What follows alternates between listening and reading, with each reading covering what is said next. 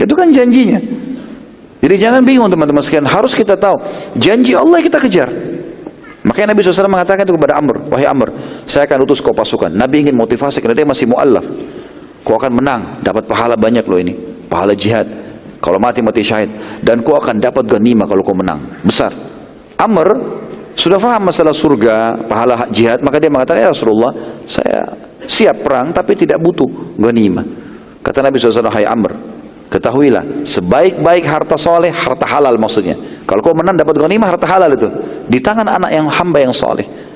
Artinya kalau kau punya ini dan kau bisa alokasikan pembangunan masjid, apalah kegiatan sosial, maka baik buat kamu. Kenapa enggak gitu? Pelajaran penting saudaraku, masalah kepemimpinan, terutama peperangan, yang dijadikan tolok ukur adalah keterampilan dan pengalaman. Khalid bin Walid saat mengambil alih pasukan muslimin di Mu'tah baru menganut Islam 4 bulan saja. Demikian pula di perang Dzatu Salasil, Amr bin As baru masuk Islam 5 bulan saja. Nabi SAW sudah mengangkatnya menjadi pemimpin perang. Jadi di sini teman-teman harus kita berikan pada ahlinya. Walaupun orang itu mu'allaf, tapi kalau memang dia mahir di bidangnya, ya sudah kasih. Tidak ada katakan ini orang senior, maka biarin saja biar dia tidak mahir, nggak apa-apa. Enggak. Harus keterampilan.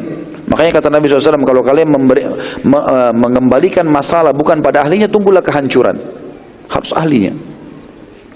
Nabi SAW membentuk pasukan berjumlah 300 orang saja. Enggak lebih dari itu. 300 orang pasukan ini. Dipimpin oleh Amr bin As, dan di pasukan tersebut terdapat Abu Bakar, Umar, Uthman, Ali, Sa'ad bin Abi Waqqas, Sa'ad bin Ubadah, Usaid bin Hudayr, dan seterusnya. Semua sahabat-sahabat Nabi yang mulia. Amr bin As mulai berjalan pada malam hari dan bersembunyi pada siang hari. Karena jumlahnya 300. Ini suku Qudaa yang akan diserang ini teman-teman sekalian. Jumlahnya di atas 150.000 orang. 150.000 orang bukan jumlah yang kecil. Pasukannya 100.000 orang. Mau diserang. Nabi utus berapa? 300 orang. Perang Mu'tah masih penting 3.000. Ini 300 saja. Gitu kan. Maka Amr bin As kalau jalan supaya tidak ketahuan, kenapa ada pasir, orang bisa lihat, pasukan muslimin bawa bendera, ketahuan. Jadi Amr bin As balik sekarang. Mereka di malam hari jalan, tidak tidur, siang hari mereka istirahat. Cari tempat-tempat yang tersembunyi, bukit-bukit segala macam lembah, mereka istirahat siang hari. Sampai pasukan muslimin mendekati suku Qudaa, dan Amr bin As berhasil mengumpulkan informasi dalam waktu yang sedikit tentang kekuatan musuh dan bagaimana menghadapinya. Amr bin As waktu itu mengirim, dan beliau sendiri ikut memata-matai, melihat dari tempat-tempat yang tinggi. Kebetulan suku Qudaa ini tinggal di sebuah lembah, banyak gunung-gunung di sekitarnya. Maka dari gunung bisa kelihatan berapa rumahnya, berapa banyak pasukannya, segala macam bisa dinilai kurang lebih. Dan memang ternyata mereka betul-betul lagi mempersiapkan 100.000 pasukan, plus akan datang dari suku Ghassan dan Romawi juga. Sekian banyak, belum disebutkan jumlahnya, akan bergabung. Jadi ini ratusan ribu akan menyerang Madinah, jantung kekuatan muslimin. Kalau tadi perang Mu'tah, muslimin yang datang ke tempat mereka, gitu kan. Kalaupun tadi 3.000 orang di perang Mu'tah mati semua, maka jarak antara Jordania sama Madinah masih jauh. 1 bulan lebih perjalanan kalau orang cepat, bisa 2 bulan kalau pasukan, gitu kan. Maka sangat jauh. Kalau ini sekarang tidak, mereka akan serang Madinah. Amr bin As selalu mengirim surat kepada Nabi SAW di Madinah meminta bantuan personil karena Qudaa berjumlah sangat besar, 150.000 orang, 100.000 orang jumlahnya yang pasukan inti. Maka Nabi SAW mengirim bantuan yang dipimpin oleh Abu Ubaidah bin Jarrah radhiyallahu anhu. Di dalam pasukan itu terdapat Umar bin Khattab.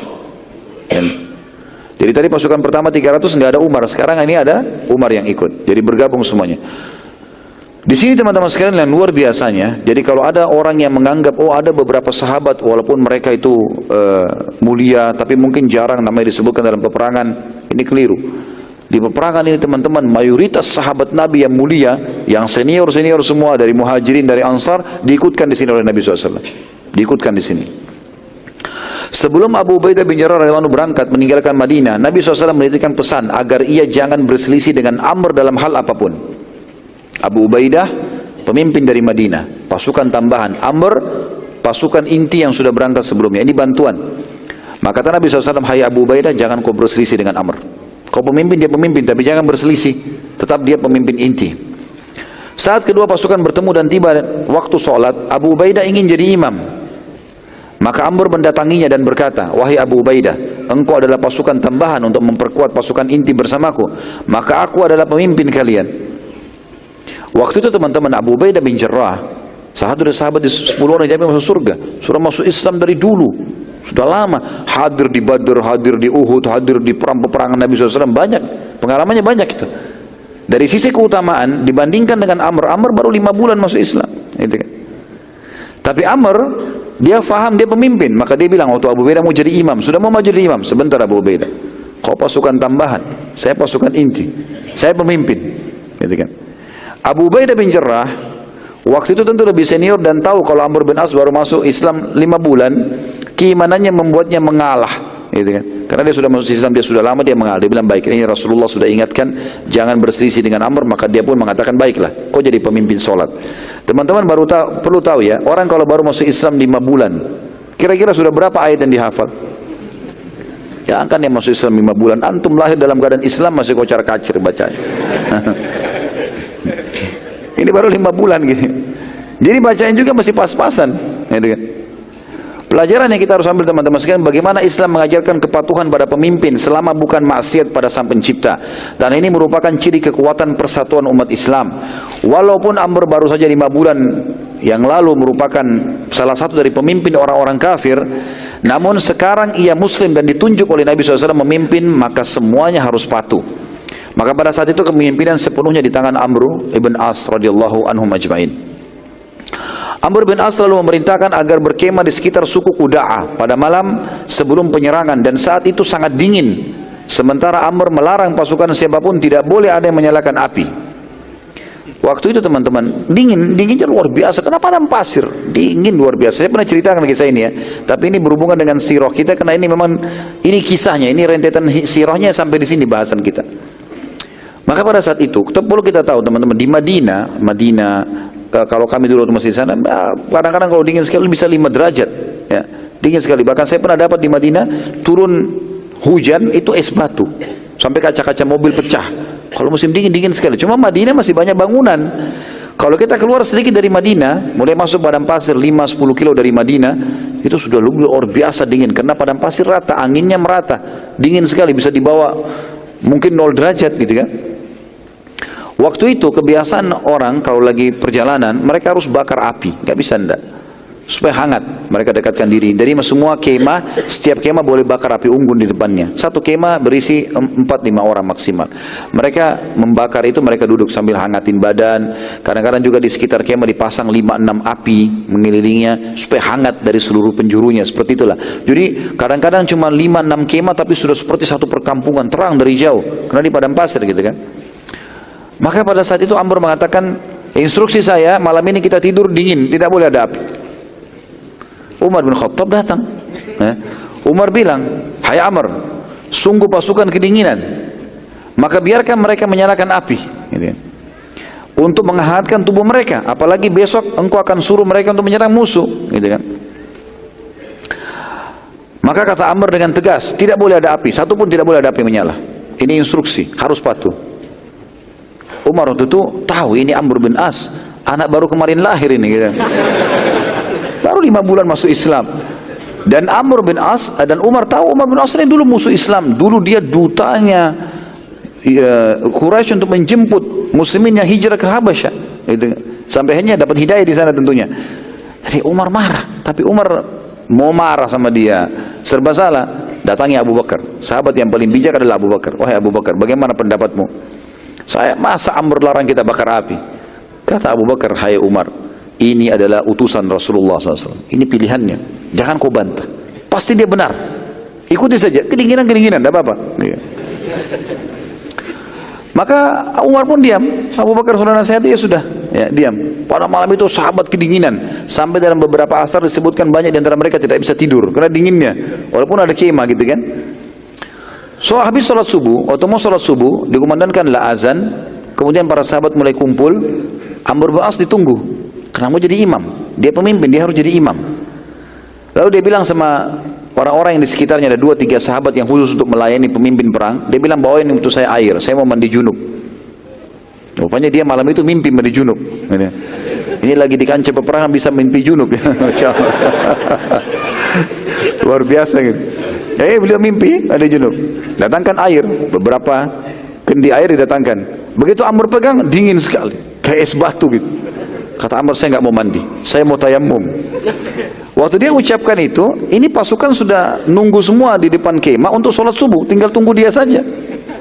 Waktu dia bilang, semua pasukan dengar, Umar ada di situ. Umar bilang, hai Amr, ada air, dari mana kau bisa tayammum?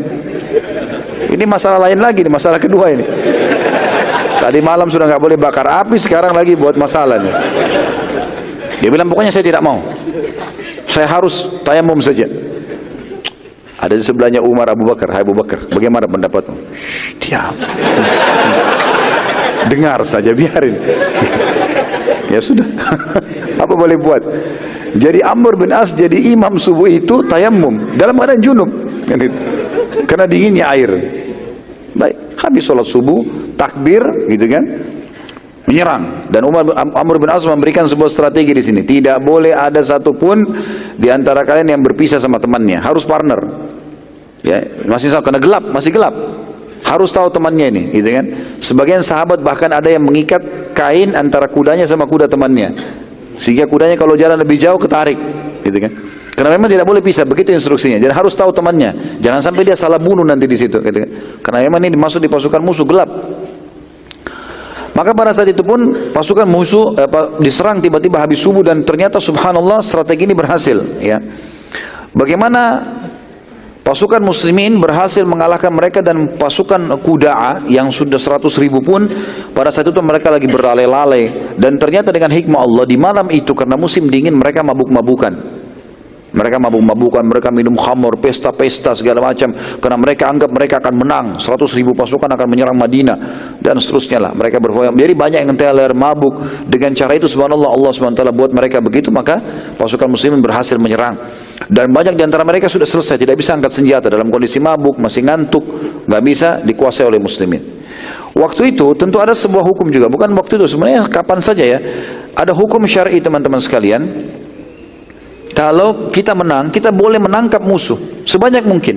Tawan aja, tangkap ini misalnya kalau sekarang di borgol atau diikat, dijatuhkan misalnya di tanah atau diikat di mana, tangkap 2-3 orang. Berapa orang kita tangkap itu menjadi hamba sahaya.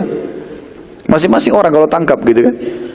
Maka ditangkap orang-orang itu biasanya begitu. Atau ditangkap, dikumpul, nanti dibagi kepada pasukan muslimin. Tergantung keadaan pemimpin, keputusan pemimpin pada saat itu.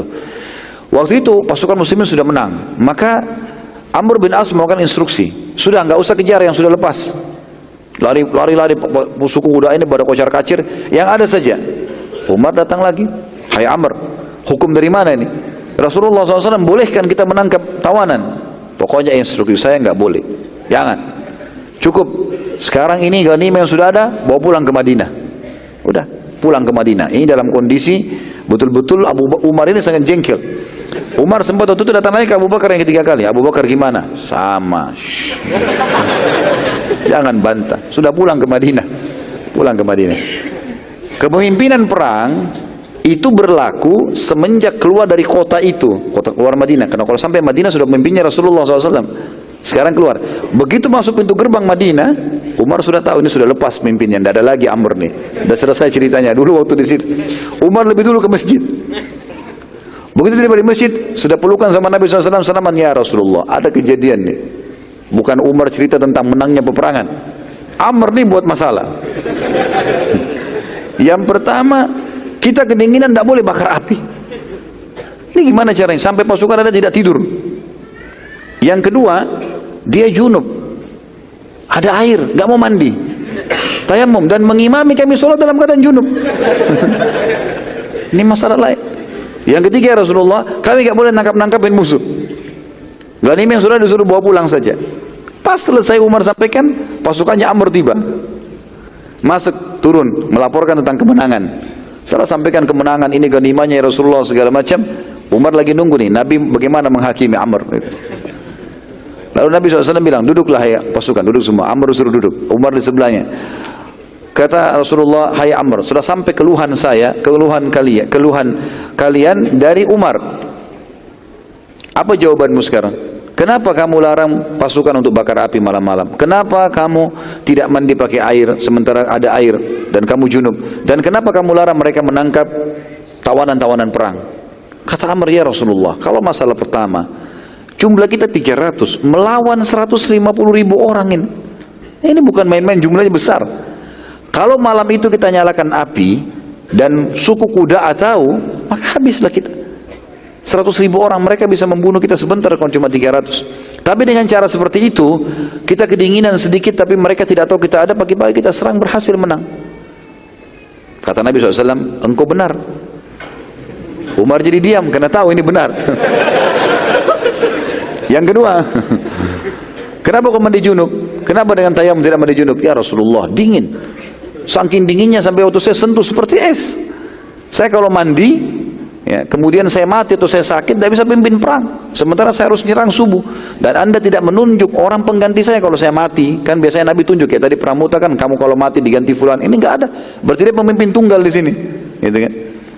Maka kata dia, ya Rasulullah, saya daripada sakit, saya tayamum, walaupun ada air. Kata Nabi SAW, kau benar.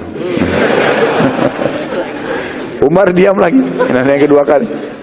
Lalu yang ketiga, kenapa kau tahan tawanan? Ya Rasulullah, 300 orang, lawan 100.000 orang lebih. Alhamdulillah, target kita sudah tercapai, sudah menang. Sudah ada ghanimah dibawa pulang, selesai. Suku kuda tidak tahu jumlah kita. Kalau dia tahu, mereka tahu jumlah kita. Kalau pada saat kita kocar-kacir, ngejar-ngejar orang, mereka bisa bentuk pasukan baru, melawan kita. Sekarang Alhamdulillah sudah menang. Kata Nabi SAW, engkau benar. Yang ketiga kali. Maka Umar pun akhirnya menerima hukum tersebut. Jadi teman-teman sekalian, hukum syar'i subhanallah, Allah SWT mudahkan buat kita, ya. Kalau ada betul-betul orang dalam kondisi begini, betul-betul memang dingin sekali. Bukan seperti sekarang tentunya. Sekarang bisa pakai air panas, atau dalam kota, berbeda, hanya hujan sedikit. Jangan jadikan ini sebagai hujah, ya. Bukan, tapi ini kondisinya seperti tadi, di peperangan, dingin sekali, dia pemimpin perang, keadaannya seperti itu. Ya, itu baru kemudian ada rukhsah dalam agama kita.